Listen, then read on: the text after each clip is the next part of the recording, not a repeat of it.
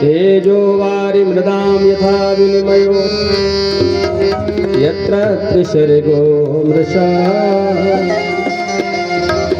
धाम्ना स्वेन सदा निरस्तकुहकं सत्यं परं धीमहि सत्यं परं धीमहि। तो हम आप सभी लोग सतरूप परमात्मा नारायण हरि को प्रणाम करते हुए मंगलमयी कथा में प्रत्येक दिवस की कथा में प्रवेश करते हैं। कल आप सभी लोगों ने बड़े भाव से बिहारी जी की कथा श्रवण की। सुखदेव जी के जन्म की कथा और जो जन्मते ही यम प्रव्रजन्तमनुपेतमपेत कृत्यम द्वैपायनो विरह का करया जुहार पुत्रेति तन्मयतया करवोऽभिनेदो तं सर्वभूतहृदयं मुनिमानतोषि।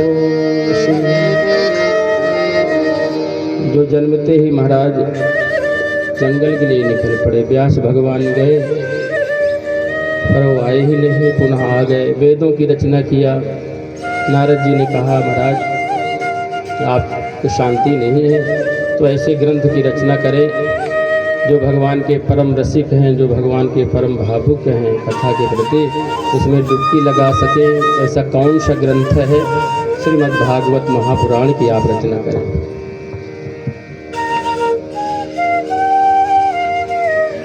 तो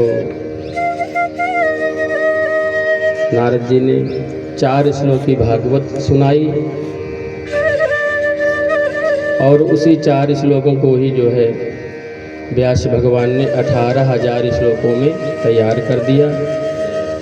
व्यास भगवान बोलते गए, गणेश जी महाराज लिखते गए। अपने समझ गए कि भागवत पढ़ने का अधिकारी मेरा पुत्र ही है और 2 श्लोकों को रटाया है। 4 शिष्य भेजे व्यास भगवान ने, चारों दिशाओं में फैल गए।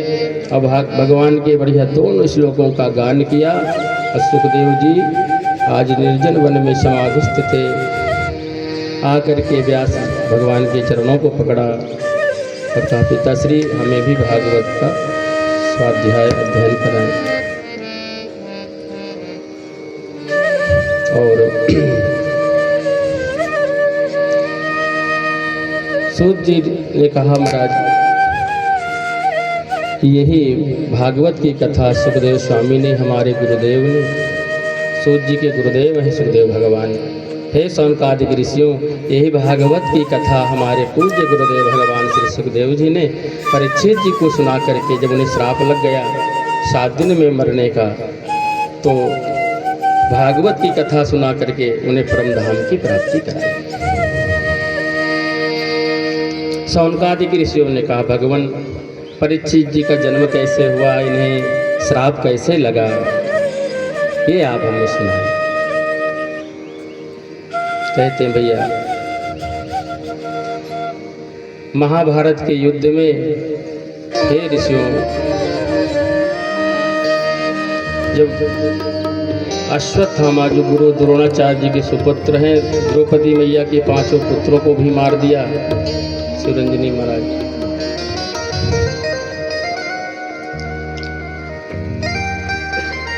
और द्रौपदी मैया ने तो क्षमा कर दिया। मुच्यता मुच्यता में सा ब्राह्मणो